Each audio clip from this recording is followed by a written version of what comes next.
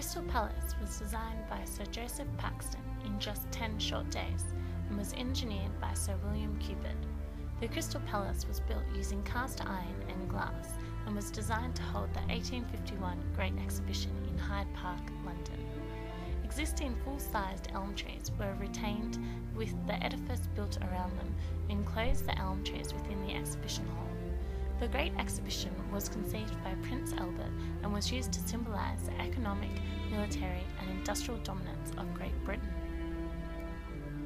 Sir Joseph Paxton was a landscape gardener, and it is evident that the Crystal Palace design was based on the workings of a greenhouse. This huge structure was constructed with iron and over 1 million feet of glass. It was constructed by about 5,000 labourers with up to 2,000 on a site at once. The final edifice was 1,848 feet long by 456 feet wide, 135 feet high, and with a total of 772,784 square feet on the ground floor alone. Over 13,000 exhibits from around the world were visited by more than 6.2 million people. These exhibits displayed items from all around the world, including India and countries within the new empire, such as Australia and New Zealand. Funds generated from these exhibitions went towards the establishment of other public works and museums. The building had different areas with exhibits showing such things as ancient Egypt through to the Renaissance, using the history of art and architecture. Exhibits also included shows such as the natural and industrial worlds.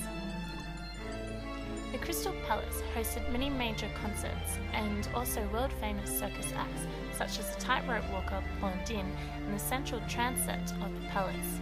Other exhibitions held included the world's first aeronautical exhibition, 1968, and the first national motor show, and many more exhibits, some of which including cat and dog shows, honey and flower shows, and many more.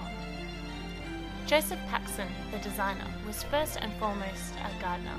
The gardens of Hyde Park, in which the Crystal Palace stood, were glorious, with many beautiful fountains and an unrivaled collection of statues. The gardens were also used for spectacular fireworks displays. Thousands of gallons of water were needed to service the many fountains throughout the gardens.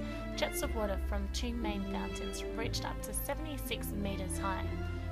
Raised water tanks that were initially built collapsed due to the weight of water. Therefore, 2 mighty towers were designed, one at the north and one at the south end of the building. These water towers received their water from 3 reservoirs located at each end of the park and one in the middle. Once the Great Exhibition closed, the Crystal Palace was moved to a new home known as Sydenham Hill. The Crystal Palace was modified, enlarged and reopened by Queen Victoria on June 10, 1854. 2 railroad stations were developed to service the now permanent Crystal Palace: the low-level station, which is still in service today, and the Crystal Palace high-level station, which, via subway, led right to the entrance of the Crystal Palace. Only the remains of the high-level station are still visible today. Over the years, the Crystal Palace has had many and multiple uses, one of which was a close association with the growth of television.